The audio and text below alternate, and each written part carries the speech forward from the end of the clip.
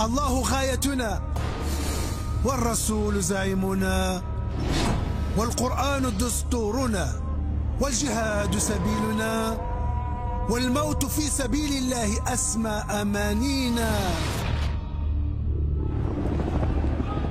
Cette devise n'est pas celle de l'État islamique, mais celle des frères musulmans. Une confrérie secrète fondée en Égypte et présente en Europe depuis le début des années 60. Son objectif, l'islamisation du monde. ومعنى هذا أن الإسلام سيعود إلى أوروبا مرة أخرى. L'objectif, c'est qu'à terme, le puzzle du califat islamique soit par la suite recomposé. L'idéologie qu'ils ont créée, on la retrouve dans tous les groupes salafistes, dans tous les groupes djihadistes. Des frères musulmans, il y en a aussi chez nous, en Belgique, à Verviers et à Molenbeek.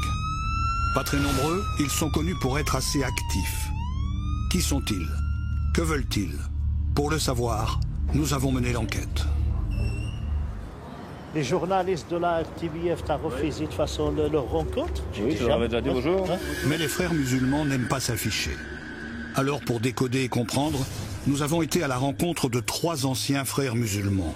Ils vont nous révéler les dessous de cette confrérie secrète. D'abord, il y a les 10 piliers de l'allégeance, parmi lesquels on trouve le 4e dans l'ordre, c'est le djihad armé, c'est pas rien. En Belgique, la sûreté de l'État les surveille depuis les années 80. Ils sont dangereux par les idées qu'ils véhiculent et le fait donc que ces idées ne sont pas adaptées à nos valeurs démocratiques. Pour certains, leurs discours et leurs idées auraient contribué à préparer le terrain aux recruteurs salafistes djihadistes. Ah oui, ils ont participé à mettre le feu à la plaine. Daesh aujourd'hui récolte les fruits d'un travail qui en partie a été fait pendant des années par les frères musulmans. Minoritaires au sein de la communauté musulmane, les frères musulmans ne sont certainement pas les seuls responsables. Sont-ils réellement dangereux pour notre démocratie et notre sécurité? Enquête au cœur d'une nébuleuse inquiétante et mystérieuse.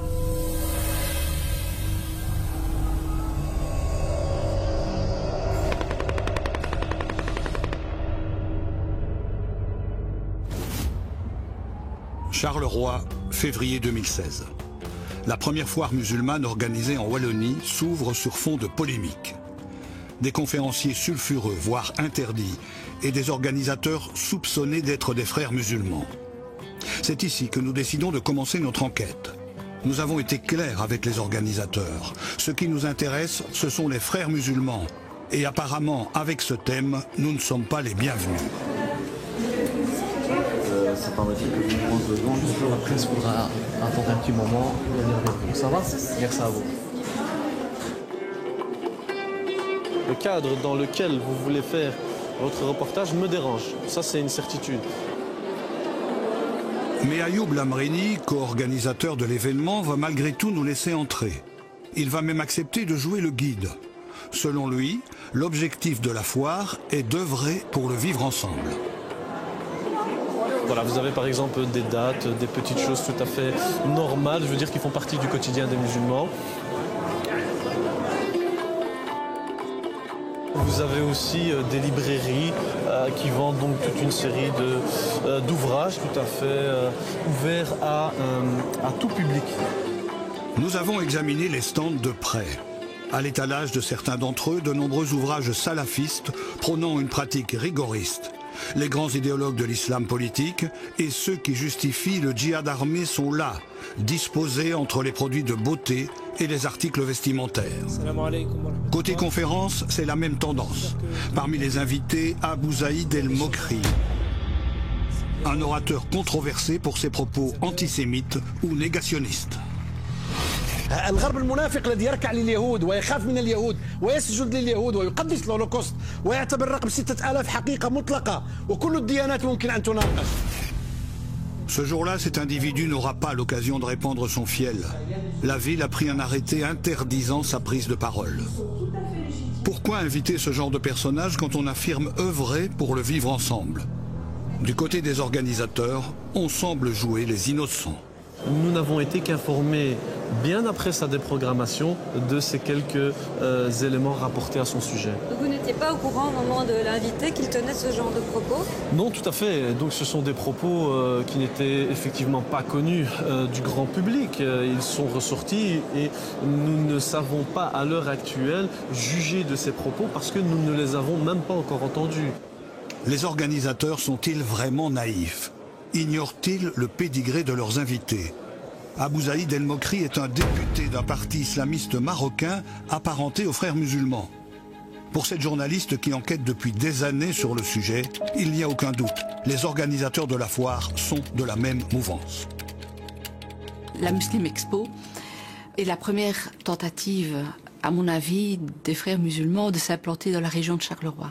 Donc jusqu'à présent, on connaissait très bien leur foyer leur présence à Bruxelles, à Verviers, pour ce qui concerne la partie francophone du pays. Mais là, c'est vraiment une offensive majeure vers le pays de Charleroi. Les organisateurs de la Muslim Expo réfutent avec force cette étiquette de frères musulmans. Leur discours est bien rodé et cette réponse, nous allons encore l'entendre au cours de notre enquête. Ce que je dis, ce que je répète, si les frères musulmans, ça se résout ou ça se réduit à la fraternité, eh bien, nous sommes effectivement des frères musulmans. Mais si les frères musulmans supposent une mouvance idéologique, nébuleuse, etc., à laquelle nous appartiendrons, eh bien, nous disons stop. Et je pense que l'étiquette de frères musulmans est trop souvent collée à celles et ceux qu'on ne peut pas ranger dans d'autres catégories. Les frères musulmans tentent-ils véritablement une incursion à Charleroi? Qui sont-ils réellement? Quel est l'objectif de cette organisation islamiste d'origine égyptienne présente dans plus de 80 pays à travers le monde?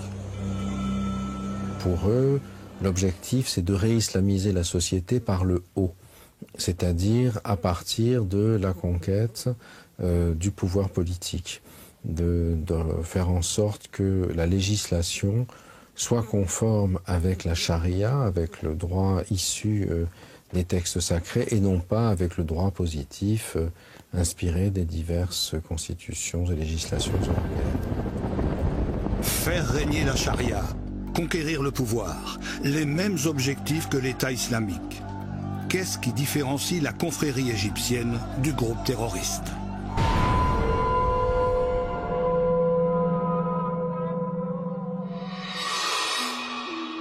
Pour comprendre, il faut remonter l'histoire. La confrérie des frères musulmans est née en Égypte en 1928, 4 ans après la chute du califat ottoman.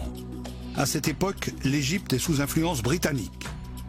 Hassan al-Banna, un jeune instituteur, rêve de libérer son pays de la domination laïque occidentale en islamisant la société égyptienne. Il détaille sa méthode dans un manifeste publié en 1936. Il va considérer que l'islam n'est pas simplement une religion au sens strict du terme, mais un système global. C'est une religion certes, mais un système politique, philosophique, une manière de penser et également une manière d'agir. C'est un programme islamique et c'est un programme totalitaire où vraiment la société est entièrement mise sous surveillance. Si elle déroge à la radicalité de la loi islamique, elle doit être punie très sévèrement. C'est l'interdiction de toute mixité dans la société. À moyen terme, la volonté des frères, c'est la reconstitution de ce califat islamique. Hassan al-Banna rêve de rétablir un califat, un État sous l'autorité d'un descendant du prophète, régi par des règles islamiques. Pour y arriver, il propose une stratégie par étapes. Il faut d'abord islamiser l'individu, puis la famille, le peuple, avant l'instauration d'un gouvernement islamiste au niveau local, puis international. L'objectif à très long terme, c'est-à-dire l'islamisation du monde, est une sorte d'idéal. Ils savent très bien que c'est pas quelque chose qu'ils réussiront à obtenir et à créer à l'échelle d'une vie humaine. Ça peut prendre 50 ans, ça peut prendre 100 ans, ça peut prendre des centaines d'années. Mais dans le logiciel frériste, on a le temps. Dans les années 30, un des obstacles au rétablissement du califat, c'est le risque de voir s'établir en Palestine un État juif.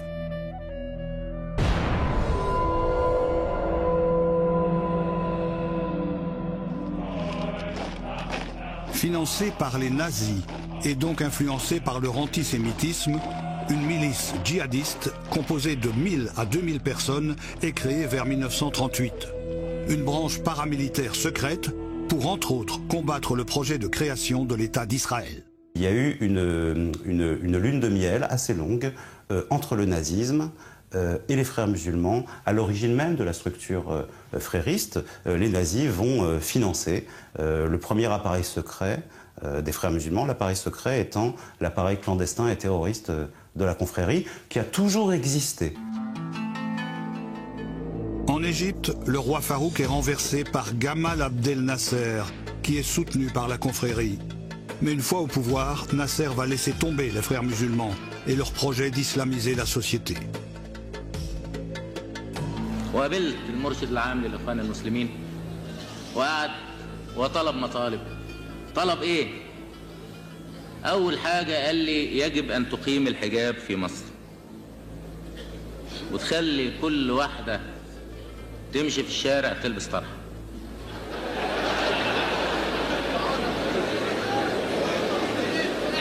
كل واحدة تمشي.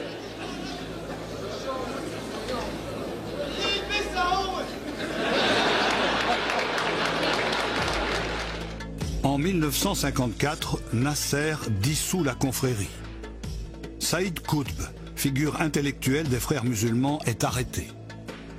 En prison, il va écrire un livre dans lequel il légitime le djihad offensif. Il sera condamné à mort. Il est considéré aujourd'hui comme un des théoriciens du djihadisme contemporain. En islam, on ne peut faire le djihad que lorsque l'islam est attaqué. Saïd Qutb va dire non. Tant que la charia n'est pas appliquée dans le monde entier, eh bien, c'est une infraction, c'est quelque chose que nous devons réparer. Et donc, il autorise le djihad offensif. Plusieurs groupes terroristes sont nés de la matrice des frères musulmans, comme Al-Qaïda, dont un des emblèmes est très semblable à celui des frères musulmans. Certains fondateurs d'Al-Qaïda ont été ou ont fréquenté, ont été des compagnons de route des frères musulmans. L'idéologie qu'ils ont créée, on la retrouve dans tous les groupes salafistes, dans tous les groupes djihadistes, dans tous les groupes terroristes qui sont animés par la volonté de revanche de l'islam et d'une domination de l'islam sur le monde ou sur les régions cibles. Comment cette organisation arabe, totalitaire et djihadiste arrive-t-elle en Europe, et plus particulièrement en Belgique?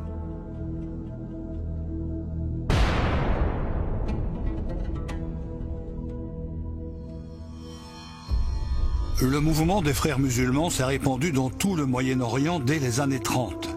Mais réprimé au fil du temps, notamment en Égypte et en Syrie sous le régime de Hafez el-Assad, le père de Bachar el-Assad, certains frères musulmans se réfugient en Europe. Alors dès les années 1960, vous avez des frères musulmans originaires des pays du Maghreb ou du Levant qui viennent faire leurs études en France et vont créer, à partir des années 1970, un certain nombre de groupes de réflexion, de cellules, c'est encore embryonnaire à l'époque, qui leur permettront de construire un réseau.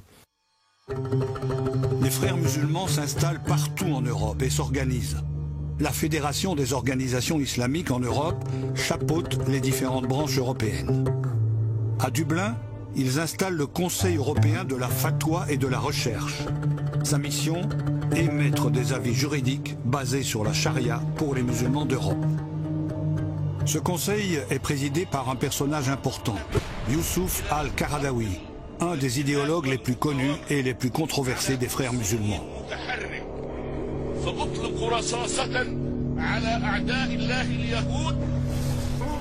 Chez nous, les frères musulmans vont être à l'origine du centre islamique et culturel de Belgique, avec les Wahhabites d'Arabie Saoudite, auxquels la Belgique offre le pavillon du cinquantenaire et confie la gestion du culte. Les deux branches les plus réactionnaires de l'islam se retrouvent donc aux commandes chez nous.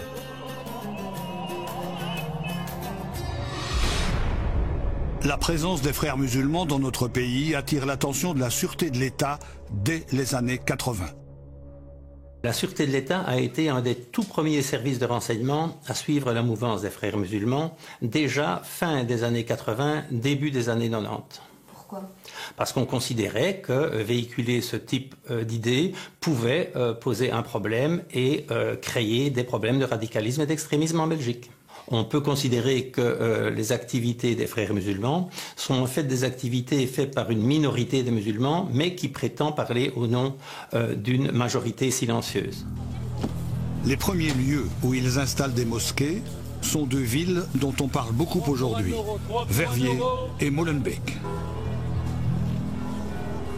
Ils ont créé 2 mosquées qui existent toujours aujourd'hui, une mosquée à Verviers et une mosquée à Molenbeek. Et c'est de là qu'a diffusé l'idéologie des frères musulmans en Belgique. Une des premières mosquées qui était raccordée au Coran des frères musulmans, c'était la mosquée Al-Khalil à Molenbeek, parce que justement ce lien avec la branche syrienne des frères musulmans était indiscutable. Et quand on décryptait, disons, le discours sur les papiers, on retrouvait de façon relativement évidente la trace de l'idéologie qui était véhiculée par les frères musulmans. Et ces mosquées sont très importantes.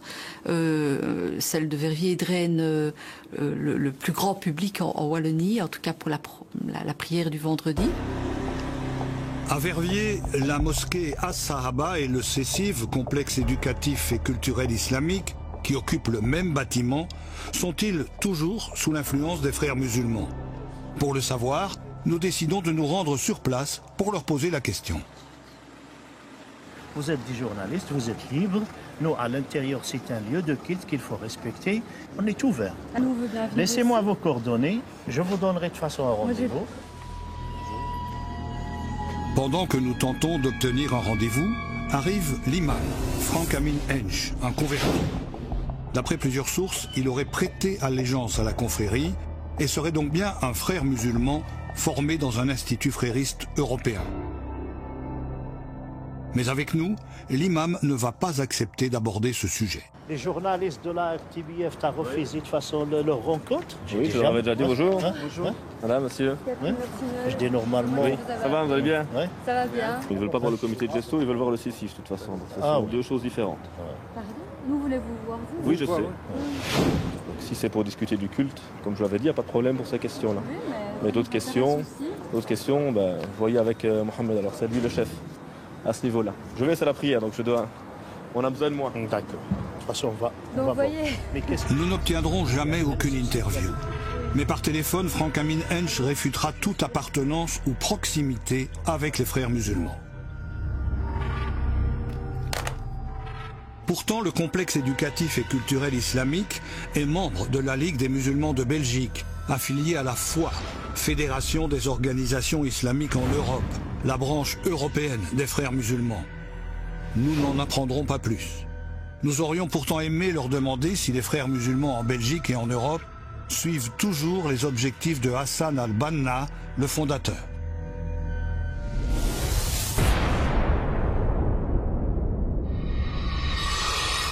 L'objectif, si vous voulez, diffère d'un pays à l'autre. Vous avez certaines organisations frères musulmans dans un certain nombre de pays qui considèrent que l'objectif in fine est de créer un État islamique dans les pays dans lesquels ils évoluent.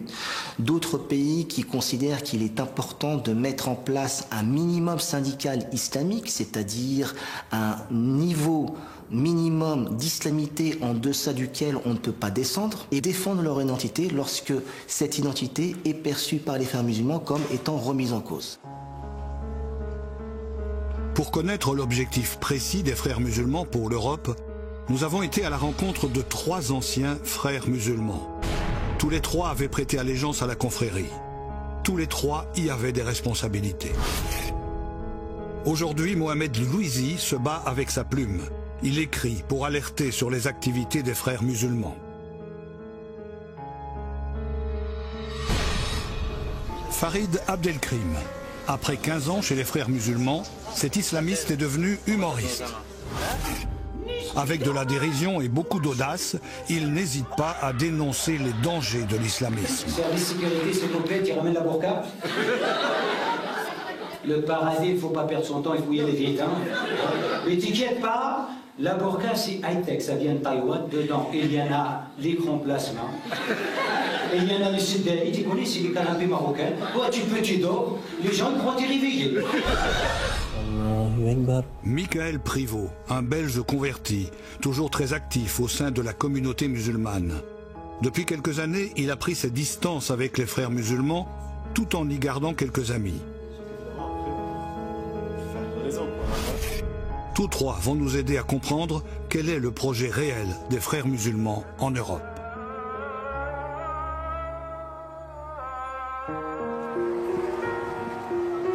Mohamed Louisi a passé 15 ans chez les frères musulmans. Il a fait connaissance avec la confrérie au Maroc, bien avant son arrivée en France en 1999. Mohamed a 21 ans quand il décide de venir en Europe pour étudier. C'est ici, dans cette résidence universitaire à Villeneuve d'Ascq, près de Lille, qu'il est recruté par la branche française des frères musulmans, quelques jours à peine après son arrivée. Au rez-de-chaussée, donc il y avait une salle de prière. C'était une bonne nouvelle pour moi. Et c'est là où j'ai rencontré effectivement le prédateur des frères musulmans. 3-4 jours après mon arrivée en France, donc je rencontre le premier frère musulman de France. Après cette rencontre décisive avec un recruteur, Mohamed grimpe rapidement les échelons dans l'organisation et occupe des responsabilités importantes au niveau national en tant que président des étudiants musulmans de France. Aujourd'hui, il décode. Pour lui, ce recrutement dans les universités s'inscrit bien dans un projet plus large d'islamisation de la société. Il y a une stratégie d'islamisation, islamisation de la connaissance, et cette islamisation vise l'élite musulmane. Et où est-ce qu'on va trouver l'élite musulmane? C'est dans les campus universitaires. C'est ce qu'on appelle l'islamisation par le haut. Mohamed Louisi a participé lui-même à ce projet d'islamisation par le haut, en devenant à son tour recruteur. Derrière cette porte, la salle de prière où Mohamed repérait les futurs adeptes. Il faut repérer des potentialités. La rigueur, des gens qui viennent tout le temps faire la prière, des gens un peu avec un look qui reprend un peu la barbe et compagnie. Ces gens-là, ils sont repérés, donc la personne, il rentre en contact avec eux. Et souvent, pas de manière directe. Mohamed Louisi, recruteur, nous explique comment fonctionne cette société secrète. Pour devenir un vrai frère musulman, il faut prêter un serment d'allégeance dans un rituel particulier. On est invité, soi-disant, à un dîner, et puis on a tout le staff dirigeant des frères lillois. On s'est mis debout, on s'est donné la main, et puis on répétait la formule pour l'allégeance, prenant témoin Dieu de cet engagement. وأعاهد الله أن ألتزم بواجبات الإسلام والجهاد في سبيله وأعاهد الله على احترام شروط بيعتي للإخوان المسلمين. Pour se préparer à prêter serment, les responsables lui demandent d'étudier une épître particulièrement belliqueuse de Hassan al-Banna. On y parle de djihad armé et de sacrifice. Moi, je découvre plus tard que cette épître-là n'était pas destinée aux frères musulmans lambda à l'époque d'Hassan al-Banna. Était réservée à la branche paramilitaire qui menait des actions, disons-le, terroristes très violentes. Cette épître-là est utilisée jusqu'au jour d'aujourd'hui par les frères musulmans pour préparer, pour initier les recrues pour adhérer à la confrérie. Après avoir prêté allégeance, Mohamed Louisi va avoir accès à un document secret, un programme destiné à éduquer les nouvelles recrues des frères musulmans. Au cœur de ce programme apparaît le projet d'islamisation de l'Europe. C'est un projet qui s'appelle le projet Tamkin. Et le projet Tamkin, je peux le résumer en une phrase, c'est d'atteindre à terme le pouvoir politique, le cœur du pouvoir politique. On passe par l'étape de formation des leaders qui seraient à même, à un moment donné, d'infiltrer certaines sphères du pouvoir à l'échelle nationale comme à l'échelle européenne. Pour que le puzzle du califat islamique soit par la suite facilement, on va dire, recomposé. Instaurer le califat, islamiser la société par étapes. Le projet pyramidal de Hassan al-Banna serait donc bien présent chez les frères musulmans de France. En Belgique, les frères musulmans ont-ils le même projet? Pour répondre à cette question, nous avons rencontré Michael Privot. Ce jeune converti d'origine verviétoise a été frère musulman pendant des années. Il a longtemps fréquenté la mosquée de Verviers. Aujourd'hui, il dit avoir pris ses distances et explique n'avoir jamais adhéré à l'idée d'un califat en Europe. Pour moi, prendre une distance avec eux, c'était pas une question d'idéologie, parce que j'avais jamais accepté, comme point de départ déjà, cette idéologie de type, comme on disait tout à l'heure, englobante, etc. Je veux dire, moi, quand je suis entré vraiment chez les frères, ce qui m'intéressait, c'était de voir qui ils étaient, de voir comment ils travaillaient. Et l'intérêt, c'était de pouvoir travailler avec des gens qui ont une structure. Donc c'était plus pour moi un véhicule que de me dire, ouais, j'ai envie de devenir musulman parce que le califat machin, jamais quoi. Michael Privot a occupé de hautes responsabilités au niveau européen chez les frères musulmans. Moins alarmiste que Mohamed Louisi, il affirme que le califat n'est pas l'objectif de tous les frères musulmans en Europe. Moi je dirais non, par rapport à mon expérience et toutes les rencontres que j'ai faites, que le gros des frères est sur une démocratie, sur l'idée d'une démocratie représentative parlementaire, avec des musulmans qui seront toujours en minorité en Europe, et ça va pas changer. Et puis il y en a d'autres qui vont vous parler du califat.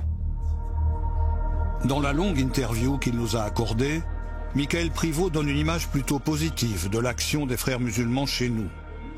Y aurait-il des différences d'objectifs entre les différentes branches européennes des frères musulmans?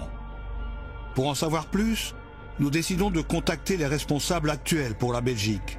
Ils devraient se trouver à la Ligue des musulmans de Belgique, une structure officiellement affiliée à la Fédération des organisations islamiques en Europe.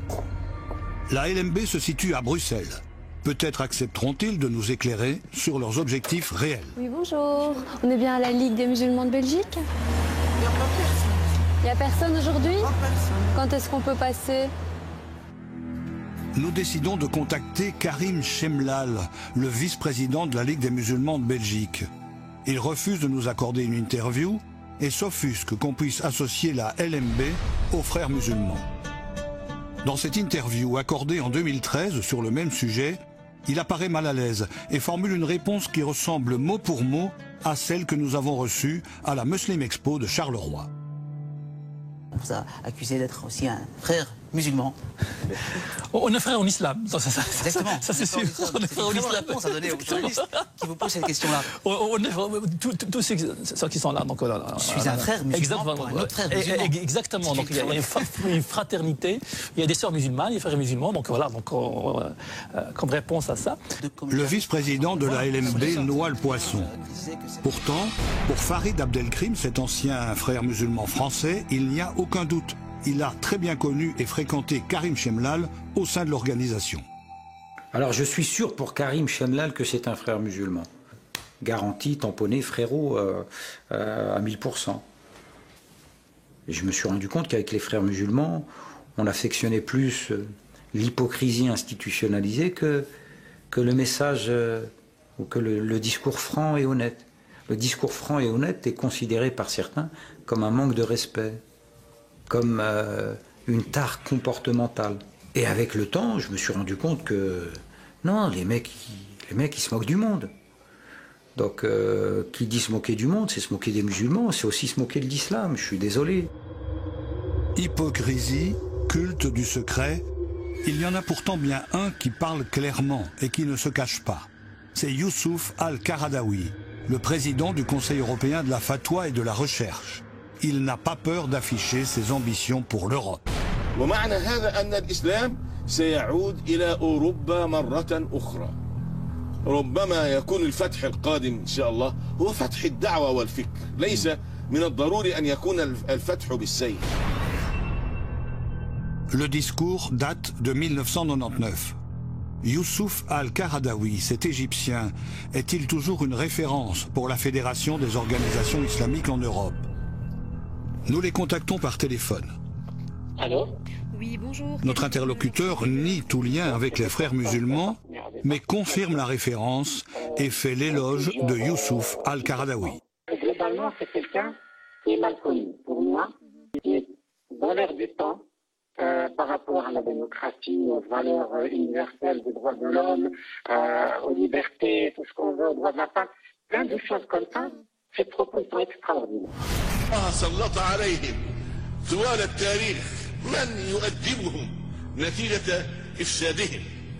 آخر تأديب كان تأديب هتلر، ما فعل بهم وإن كان مبالغوا في الأمر ما بلغوا، ولكن استطاع أن يعني يوقفهم عند حدودهم، وكان هذا أدبا إلهيا، تأديبا إلهيا عقابا قدريا لهؤلاء. والمرة القادمة إن شاء الله ستكون على أيدي المؤمنين. Cet antisémite, misogyne, qui justifie les attentats suicides du Hamas, est aussi recherché par Interpol pour, entre autres, incitation au meurtre. Il reste pourtant un théologien de référence pour les frères musulmans, y compris en Belgique, et son intention est bien claire, l'islamisation de l'Europe. Un projet ambitieux, mais chez nous, les frères musulmans sont ultra minoritaires. Ont-ils vraiment le pouvoir d'islamiser notre société? On avait des grands slogans comme ça, l'islam c'est la vérité, donc puisque l'islam c'est la vérité, il faut trouver tous les moyens possibles et imaginables pour faire en sorte que cette religion en France, et là je parle de la France, puisse être la religion qui va être pratiquée par le plus grand nombre. Après, on gérera notre pays en fonction des valeurs de l'islam. Et c'est tout.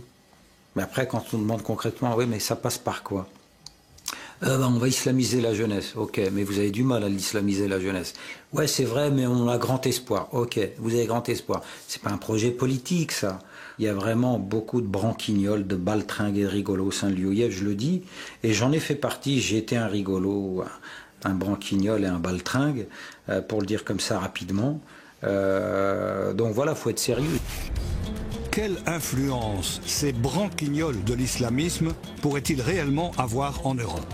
Pour comprendre, retournons à la foire musulmane de Charleroi, où les frères musulmans sont omniprésents, contrairement à ce que veulent faire croire les organisateurs. Tout d'abord, la Ligue des musulmans de Belgique est présente avec un gigantesque stand. Plus loin, G10, la société d'édition des frères musulmans français, avec entre autres les ouvrages d'Hassan al-Banna et de Youssouf al-Qaradawi. Sur ces photos, les organisateurs de la foire et notre guide, le co-organisateur, affichant la rabia, le signe de ralliement des frères musulmans.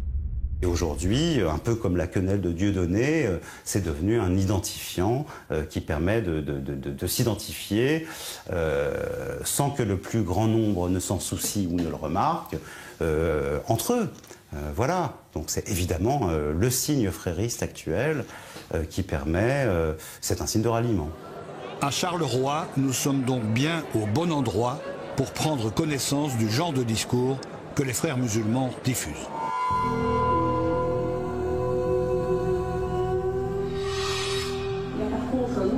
Pendant tout le week-end, une série de conférences sont proposées au public de la Muslim Expo. Parmi les orateurs, Nabil Ennasri, proche des frères musulmans, disciple de Youssouf al-Qaradawi. Au cœur de sa conférence du jour, l'islamophobie et une attaque en règle de la laïcité et de la presse.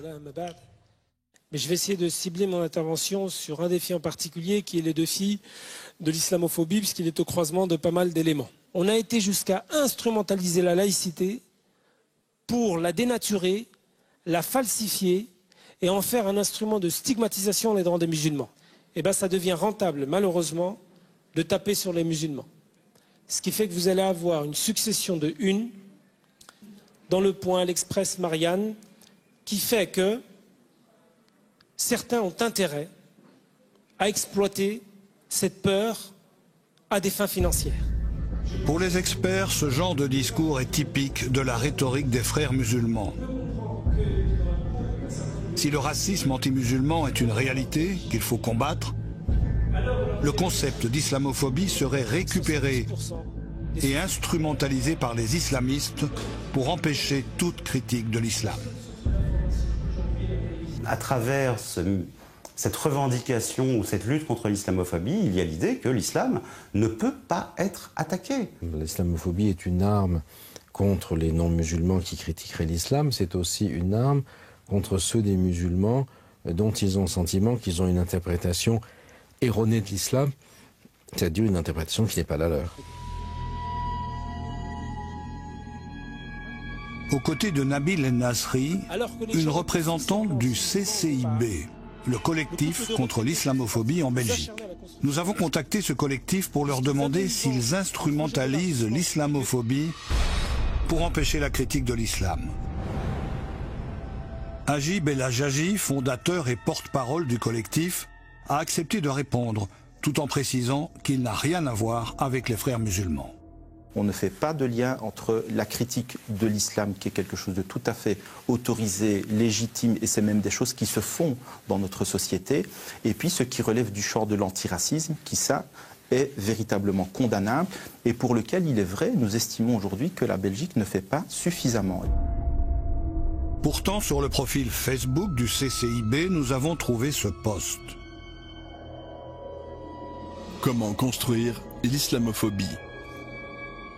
Sur la photo, des livres traitant de terrorisme, de djihadisme, le livre de Mohamed Louisi ou celui de Nicolas Hénin, ce journaliste français retenu en otage par l'État islamique. Pour le CCIB, dénoncer le terrorisme pousserait donc à l'islamophobie. On a vu ces dernières années l'émergence de toute une série d'ouvrages qui parfois n'ont pas d'expertise mais relèvent plus du témoignage personnel et qui viennent alimenter une thèse selon laquelle l'islam pose problème en Belgique. Sur les livres, dire que le livre de Mohamed Louisi contribue à la construction du problème. Écoutez, je ne pense pas que c'est que ce livre-là, mais il y a quand même une panoplie d'ouvrages. Ça voudrait dire que quoi? Ces gens-là peuvent plus écrire ces livres-là? Non, écoutez. Donc là, ma réponse est claire. C'est leur liberté d'écrire ces livres, c'est notre liberté de pouvoir émettre aussi un commentaire en disant clairement que derrière ces livres, il y a aussi une certaine idéologie. Depuis cette interview, le CCIB a retiré le post de sa page Facebook. Mais avec ce genre d'argumentaire, on alimente forcément une certaine victimisation. C'est clair que les frères ont toujours surfé justement sur ce qu'on appelle l'islamophobie maintenant, et justement qui leur permet de dire, vous voyez à quel point cette société est contre l'islam, donc il faut faire bloc. Ça permet justement de bien être fragmenté. Voilà, une société qui ne nous aime pas, eh bien il y a eux, il y a nous. Eux et nous. C'est déjà sur ce même ressort que les frères musulmans s'étaient positionnés dès la fin des années 80 sur le port du voile dans les écoles en Belgique ou en France. Un débat houleux et passionné auquel Farid Abdelkrim a largement participé dans les débats télévisés. Écoutez, moi je ne vais pas aller à l'encontre de choix faits par des jeunes filles. C'est ça la République, c'est ça notre pays. Alors j'entends ici des gens s'insurger au nom de la République, au nom de cette dite laïcité, pour dire non, vous êtes complètement à côté de vos pompes, vous les musulmans, vous devez enlever votre voile.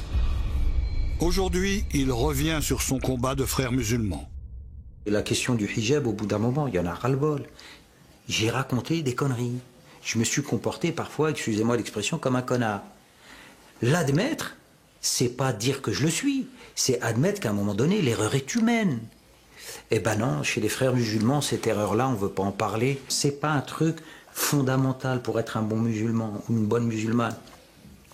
Donc toutes ces questions-là, une fois qu'on les enlève, qu'on enlève la question de l'islamophobie, de la Palestine, du hijab, qu'est-ce qui reste? Il reste pratiquement plus rien. Le port du hijab, la non-mixité dans les piscines ou le halal dans les cantines scolaires, autant d'affirmations identitaires portées entre autres par les frères musulmans. Sur ce folder distribué par la Ligue des musulmans de Belgique, la mission est claire. Préserver l'identité musulmane. Il y a besoin, si vous voulez, lorsqu'on est dans une sorte de perte de l'évidence religieuse, où rien ne vous renvoie finalement à l'islam, de développer des signes islamiques ostentatoires qui permettent de vous rattacher à cette identité islamique. Or, lorsqu'on gratte un petit peu, que ce soit en Belgique ou en France, à chaque fois que les frères musulmans ont tenté d'introduire un rapport de force avec les pouvoirs publics, ils ont systématiquement perdu. En France, ils ont perdu en 2004. Une loi a été votée interdisant tout signe religieux dans les écoles publiques. Chez nous, Des propositions parlementaires concernant les signes convictionnels ont été déposées et font débat. Le port du foulard, là, ce que vous avez sur la tête, parce que c'est ça, c'est une liberté individuelle que vous exercez, ça ne peut pas être lié à un signe convictionnel. C'est ça que vous dites? Je dis que peu importe, quand bien même c'est un signe convictionnel, que ce soit pour des raisons culturelles, religieuses, aujourd'hui la Constitution le garantit. Parce que moi j'ai juste peur que pour lutter contre les extrémismes, on en vient finalement proposer une laïcité qui est presque une laïcité laïciste et, excusez-moi le terme, extrémiste. Pour défendre le port du hijab et attaquer la laïcité, encore le CCIB, représenté cette fois par Farida Tahar. Cette jeune femme est également conseillère communale à Molenbeek. Élue sur la liste de Philippe Moureau en 2012. Elle se défend de toute proximité avec les frères musulmans. Pourtant, elle a étudié les sciences islamiques ici, à l'Académie Al-Khayriya Belgica, où de nombreux conférenciers frères musulmans sont régulièrement invités. Quelle influence cette formation a-t-elle sur son engagement politique? Agib El Ajaji, le porte-parole du CCIB, qui nie lui aussi tout lien avec les frères musulmans, a défendu les mêmes causes que Farida Tahar, mais à Verviers. En 2012, il y était conseiller communal CDH quand il a soutenu une jeune femme qui tenait à figurer sur la liste avec son voile. Une position qui lui a valu son exclusion. Marc Elzen, tête de liste à l'époque, se souvient. J'ai vraiment ressenti qu'il y avait une volonté de faire primer, je dirais, la représentation de la communauté au-delà de l'intérêt politique global. Évidemment, j'avais vraiment le sentiment que c'était devenu un combat en soi d'avoir la première élue porteuse du foulard dans une enceinte communale. Voilà, ça me paraît quand même pas être un but en soi. Je dirais c'est même suspect que l'on puisse prendre ça comme un but en soi, si vous voulez. Depuis, Agib El Ajaji a rejoint Écolo, un parti qui défend ce qui peut ressembler à des accommodements raisonnables. Une notion avec laquelle le CDH a aujourd'hui pris de la distance. J'estime qu'à travers les accommodements raisonnables, il y a effectivement un effet pervers. Ça peut aussi renforcer une forme de repli. Moi, j'ai toujours été partisan de la prise en compte de la diversité, mais cultiver la diversité, pour moi, ça va à l'encontre de l'objectif de cohésion sociale. Farida Tahar et Agib El Ajaji portent-ils volontairement, ou malgré eux, le projet politique des frères musulmans? Quelles conséquences les revendications identitaires ont-elles sur notre vivre ensemble? Ça a comme conséquence une communautarisation sans précédent des communautés musulmanes qui, peu ou prou, se séparent de la communauté nationale. Et ça, c'est terrible. Vous avez le sentiment que vous êtes peut-être belge de naissance ou de naturalisation, mais que votre identité islamique vous empêche de vous sentir pleinement citoyen à la Belgique, de vous sentir pleinement citoyen européen. Les discours communautaristes qui divisent, certains les dénoncent depuis des années, comme Hamid Benichou et Khalil Zegendi. Aujourd'hui, ces deux citoyens bruxellois se sont engagés à combattre l'islamisme dans notre pays avec un collectif et une ASBL. À un moment donné, je suis désolé, hein, il faut taper sur la table et dire non. Le voile dans la fonction publique, non. Le voile à la police, non. Le voile sapeur-pompier, non. Pourquoi vous mettez à chaque fois votre musulmanité en face de ma tranche? Pourquoi? Attends, mais moi, j'ai pas envie de vivre dans un État musulman. Moi, je suis pas en Arabie Saoudite ici. Nous avons assisté en spectateur à tout cela. Et je pense qu'aujourd'hui, la bataille se présente vraiment très inégale. Mais on ne doit pas laisser tomber les bras. Les pouvoirs publics commencent petit à petit à en prendre conscience aujourd'hui.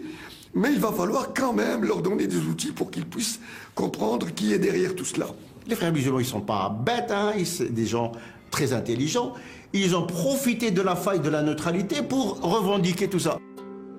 L'ambition de ces deux citoyens, promouvoir un islam de Belgique en proposant une alternative au discours islamiste. On veut l'islam de Belgique pour le protéger de ces gens. Donc pour moi, l'islam de Belgique, c'est clair, net, précis, adhésion aux lois et aux valeurs universelles. La loi, c'est le code pénal, le code civil. Terminé. Mais il n'y a pas une adhésion à une idéologie politique.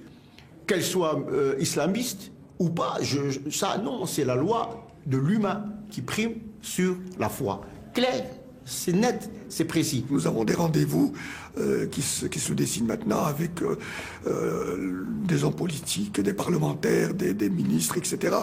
Maintenant, pour pouvoir vraiment dialoguer, je dirais, face à face, pour essayer maintenant de mettre des projets rivaux à ceux des frères musulmans en place et pour essayer maintenant d'asseoir vraiment, concrètement, nos projets sur le terrain musulman de Belgique. Un combat de David contre Goliath. Le discours des frères musulmans est très largement diffusé à travers un réseau d'associations, mais aussi sur Internet ou sur des chaînes satellitaires comme Al Jazeera. Leur plus séduisant ambassadeur, le controversé Tariq Ramadan, chouchou des médias, est aujourd'hui attendu à Bruxelles. Il est l'un des invités d'un cycle de conférences débats organisé par l'ULB, la RTBF et le journal Le Soir. Aussi bien les pouvoirs publics, certains médias que le monde académique maintenant est complètement envoûté par les frères musulmans en Europe et par Tariq Ramadan en particulier. Certains médias en tout cas ont joué un rôle non négligeable dans la normalisation du discours de Tariq Ramadan et de sa présence. Tariq Ramadan est un prédicateur controversé à cause de ses liens supposés avec les frères musulmans. Souvent accusé de tenir un double discours, il est proche de Youssouf Al-Qaradawi, avec lequel il siège au sein de l'Union mondiale des savants musulmans, un organisme frériste. Ce jour-là, Tariq Ramadan aura de la contradiction. Face à deux laïcs, l'échange sera animé. Après la conférence, Tariq Ramadan, petit-fils du fondateur des frères musulmans, Hassan al-Banna, accepte de répondre à nos questions sur ses liens avec la confrérie. Vous voyez qu'il y a des éléments avec lesquels que je partage. Moi, je ne veux pas les diaboliser. Je ne veux pas qu'on dise, par exemple, je n'admets pas historiquement qu'on dise les frères musulmans, ce sont des violents et des extrémistes. Je veux qu'on les confronte d'idée à idée. Je n'ai jamais été des frères musulmans. Je suis le petit-fils du fondateur. Je ne suis pas des frères musulmans. Tariq Ramadan n'a pas prêté allégeance à la confrérie, mais ses liens et sa proximité avec leur idéologie ne font aucun doute, contrairement à ce qu'il tente de nous faire croire. Il s'est beaucoup reproché de cette mouvance récemment. Il était régulièrement à Doha sur la chaîne Al Jazeera, dirigé par le frère musulman Youssef Al-Qaradawi. Et donc, de ce point de vue-là, il est assez présent dans cet univers, mais il le traduit dans un langage beaucoup plus soft, beaucoup plus acceptable. Plutôt que de reconnaître ses liens avec les frères musulmans, Tariq Ramadan préfère se présenter comme un réformiste. J'expliquais dans un texte spécialisé que j'étais de la tradition réformiste salafi. Et le mot salafi est devenu très connoté négativement maintenant, mais j'en parlais déjà il y a 20 ans. Salafi, ça veut dire quoi? Qui revient à l'origine. Mais pour moi, c'était revenir à l'origine pour retrouver l'énergie créatrice, vigoureuse, libre de l'origine. En se présentant comme un réformiste, Tariq Ramadan apparaît erronément comme quelqu'un qui veut adapter l'islam au monde moderne. On parle de modernité, on parle de réforme, mais on ne touche pas au squelette de l'islamisme. Il le dit clairement, on ne va pas changer les textes en fonction de la réalité, mais on va changer la réalité en fonction des textes. Donc, où est le réformisme dans tout ça? Je reste pantois. Une semaine plus tard, nouvelle performance de Tariq Ramadan à la foire musulmane de Charleroi. Devant un public conquis et nombreux, avec au premier rang l'ancien bourgmestre de Molenbeek, Tariq Ramadan va, comme il le fait depuis 20 ans, parler de citoyenneté et d'ouverture, mais en insistant sur l'importance de cultiver la différence. Chez un certain nombre de Belges de confession musulmane, le fait que de s'ouvrir, ça se fait au risque de se perdre. Il faut faire attention. S'ouvrir n'est pas se perdre. J'ai trop vu de gens qui, dans l'ouverture, oubliaient leur mémoire. Ils veulent tellement être acceptés que c'est pas même d'être intégrés, c'est ce que moi j'appelle des désintégrés. Ça veut dire à un moment donné s'assumer, assumer son identité. Et même dans la langue, il y a des complexes.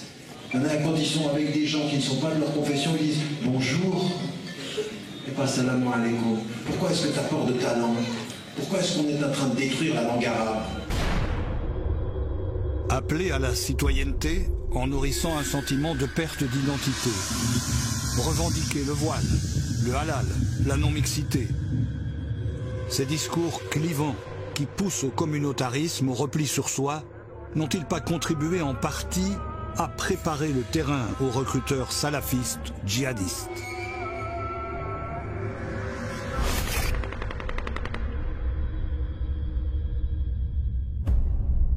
Daesh aujourd'hui récolte les fruits d'un travail qui en partie a été fait pendant des années par les frères musulmans. Les frères, aujourd'hui, si on doit regarder le bilan de ces 30 dernières années, oui, ils ont participé à mettre le feu à la plaine. Et maintenant, ça devient très, très difficile à gérer. Historiquement, la prise de conscience de la communauté musulmane par elle-même, de son identité, des choses qu'elle doit défendre, des conflits qu'elle doit éventuellement entretenir, ça, c'est parallèle à l'installation des frères musulmans en Belgique, et en particulier à Molenbeek et à Verviers. Aujourd'hui, ce sont surtout les salafistes qui occupent le terrain chez nous et qui sont montrés du doigt pour leur rôle dans la montée du radicalisme. Les frères musulmans n'aiment pas y être associés. Pourtant, le 13 juin 2013, lors d'une grande réunion au Caire en Égypte, frères musulmans du monde entier et salafistes ont signé ensemble un appel au djihad en Syrie, un appel à la résistance au régime de Bachar el-Assad.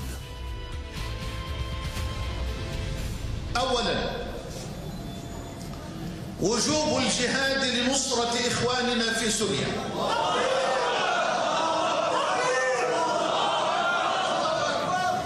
بالنفس والمال والسلاح وكل أنواع الجهاد والنصرة. استنكار تصنيف واتهام بعض فصائل الثورة الإسلامية بالإرهاب في الوقت الذي يغض الطرف فيه عن الجرائم الإنسانية للنظام السوري وحلفائه.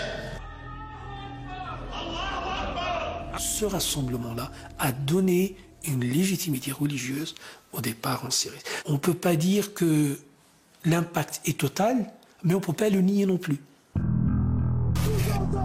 Après avoir clairement contribué à polluer le climat, après avoir attisé le communautarisme, après avoir appelé au djihad, les frères musulmans condamnent aujourd'hui avec force les terribles attentats qui ont touché Paris ou Bruxelles. Mais ces condamnations ne suffisent pas à rassurer tout le monde. Dans certains pays, les responsables politiques ont affirmé officiellement la dangerosité de l'organisation. C'est le cas par exemple en Grande-Bretagne, où David Cameron estime qu'adhérer à cette idéologie est un signe d'extrémisme. Aux États-Unis, il existe une proposition de loi pour inscrire les frères musulmans sur la liste des organisations terroristes. Chez nous, rien d'officiel, mais certains s'interrogent. Nous allons demander au ministre de l'Intérieur de faire produire un rapport non pas sur le radicalisme, mais sur les courants qui alimentent le radicalisme, et ce radicalisme qui alimente le terrorisme, on le sait, et sur le courant salafiste et le courant des frères musulmans en particulier. Nous souhaitons en effet objectiver davantage la situation. C'est un groupe radical dangereux. Objectiver, être vigilant, ne pas laisser le champ libre au radicalisme, des défis qu'il faudra relever sans faire d'amalgame. Je pense qu'on est allé d'erreur en erreur dans le dialogue qu'on a avec eux depuis en gros les années 80. Et on a péché par naïveté et par ignorance. Aujourd'hui, ce qu'il faut faire, je ne sais pas. Bon, déjà, il y a quand même des mesures de bon sens. Je pense qu'on ne peut pas laisser aux gens qui ont inventé l'islam politique, qui ont inventé l'idée même du djihadisme, cette vision extrêmement obscurantiste, paranoïaque, raciste, qui s'exprime au sein des frères musulmans. On ne peut pas leur confier la formation des imams. Celui qui ne sait pas et celui qui ne veut pas savoir. Voilà. Je crois que... Je dirais pas il est trop tard. Il est un peu tard. Mais enfin, il y a encore beaucoup de choses à faire. Aujourd'hui, Mohamed Louizi écrit une nouvelle page de sa vie. Il a quitté l'islamisme, mais pas l'islam. Il revendique un islam apolitique et surtout lance un appel aux frères musulmans. Pour lui, la première chose qu'ils doivent faire, c'est une vraie réforme. Les frères musulmans aujourd'hui sont appelés, avec tout ce qui se passe, que ce soit à l'échelle internationale, que ce soit à l'échelle européenne et française, avec tous ces attentats, etc. Il y a un travail qui doit être fait. Mais tant que la racine idéologique de la violence n'est pas traitée, on ne peut pas dire qu'on est différent des djihadistes, parce qu'on a la même matrice idéologique qui alimente tout ça. Un travail d'envergure sur les textes, nécessaires, mais qui devra s'accompagner d'une clarification, d'une transparence sur les objectifs réels, à court et à long terme, des frères musulmans pour nos sociétés démocratiques. Catherine Lorsignol, bonsoir. Alors on l'a dit en commençant cette émission, le sujet n'était pas simple à traiter. Et tout d'abord, bien parce que beaucoup de portes se sont fermées, vous n'avez pas eu énormément d'interlocuteurs. Oui, la première difficulté, c'est qu'on s'intéresse à justement une organisation secrète. Les frères musulmans n'aiment pas s'afficher, n'aiment pas dire qu'ils sont frères musulmans. Et même quand on a des preuves et que c'est une évidence, ils continuent à le nier. Donc ça n'a déjà pas été... C'était une première difficulté. On a rencontré quand même un vrai frère musulman qui le reconnaissait, le revendiquait, mais il n'a pas accepté quand même d'apparaître et de donner une interview. L'autre difficulté, c'est que quand vous vous intéressez à cette organisation, que vous osez la critiquer ou remettre en cause certains aspects de leur idéologie, eh bien, les frères musulmans ne se laissent pas faire et attaquent assez facilement en justice. C'est ce qui est arrivé à Mohamed Louizi, qu'on voit dans le reportage, et qui écrit régulièrement sur un blog pour dénoncer les dangers de leur idéologie. Il est régulièrement attaqué. On sent bien que la stratégie, c'est de l'affaiblir financièrement pour finalement le faire taire. Alors vous avez osé vous intéresser aux frères musulmans, les analyser, les critiquer, même parfois. Mais comment vous avez fait pour ne pas tomber dans le piège de l'amalgame? On sait qu'aujourd'hui, l'amalgame fait encore plus de dégâts aujourd'hui qu'hier. Alors vous, Catherine, comment vous n'êtes pas tombée dans ce piège? Alors, pour moi, il n'y avait vraiment aucun amalgame à faire. On ne s'intéressait pas, on n'attaque pas une religion dans ce sujet. Ce qui nous intéressait, c'était la dimension politique de cette organisation. C'est l'islamisme qu'on a questionné, cette idéologie totalitaire qui veut imposer une organisation de la vie complètement régie par l'islam. En tout cas, c'est le programme politique du fondateur Hassan al-Banna. C'est ça qui nous intéressait. Et ce qui nous intéresse aussi en Belgique, ici, on a une liberté de pensée, une liberté d'expression. Donc les frères musulmans auraient aussi le droit d'exprimer leurs idées, mais ils ne le font pas. Et ce qui serait intéressant dans une société démocratique comme la nôtre, c'est que justement, ils sortent du bois et qu'on puisse avoir un débat d'idées avec eux. Alors on l'entend dans votre enquête, peut-être faut-il encore le répéter, la majorité des musulmans s'exprime clairement pour un islam de Belgique qui respecte d'abord les lois belges. Bien sûr, on a vraiment affaire à une minorité. On parle de 80 à 100 personnes en Belgique qui auraient prêté allégeance à la confrérie. Alors ça ne veut pas dire qu'il n'y en a que 80 ou 100. Ce qui est aussi compliqué dans cette organisation, c'est qu'il n'y a pas vraiment une carte de membres. Vous pouvez être considéré comme frères musulmans ou en tout cas proche de leurs idées, porter leurs projets, parfois consciemment, parfois même inconsciemment, en fréquentant certaines ASBL au sein desquelles, dans le conseil d'administration, il y a 1 ou 2 frères musulmans qui a prêté allégeance, et d'autres membres qui ne se rendent même pas compte réellement qu'ils fréquentent une association qui est finalement dirigée ou fondée par des frères musulmans. Et donc ça complique aussi les choses. Mais en tout cas, cette minorité a pour ambition, on le voit de plus en plus clairement, de se positionner comme interlocuteur des autorités. Et c'est ça qui est gênant. C'est une espèce de minorité agissante au nom d'une majorité silencieuse, bien qu'aujourd'hui, on le voit aussi dans notre reportage, cette majorité silencieuse, elle en a aussi marre de ces discours et prend la parole pour les dénoncer aussi. Ceci dit, quand on regarde votre enquête, c'est vrai qu'on oscille entre deux impressions. On se dit, bon, les frères musulmans, c'est vrai, ils sont minoritaires, ils n'arriveront pas à pénétrer les rouages de nos institutions, mais on entend aussi que quelque part, ils ont préparé le terrain des recruteurs syriens, et là, c'est plus inquiétant. Oui, le danger immédiat, évidemment, ce n'est pas que demain s'instaure un califat en Belgique, on n'en est pas là. Le danger, c'est ces discours qui poussent au communautarisme, au repli sur soi et qui donc finalement préparent les esprits à des recruteurs plus radicaux et qui envoient nos jeunes en Syrie. Ce ne sont pas les frères musulmans qui envoient les jeunes en Syrie, mais leur discours contribue en tout cas à préparer les esprits, à préparer une rupture dans l'esprit des personnes. pour se prémunir des radicaux et des djihadistes, il faudrait peut-être plutôt mettre l'accent sur ce qui nous rassemble plutôt que sur ce qui nous divise. Les frères musulmans font l'inverse, tout en nous parlant de citoyenneté. Le danger immédiat, il est là. Merci beaucoup Catherine. Je tiens à préciser avant de terminer cette émission qu'un autre de vos sujets sur les racines du radicalisme est intitulé « Djihadistes désamorcer la bombe » est actuellement nominé pour le prix de la presse 2016 et que vous pouvez revoir ce document en allant faire un petit tour sur notre page Facebook. Merci Catherine et puis merci à vous d'avoir été des nôtres et on se retrouve le mois prochain pour de nouveaux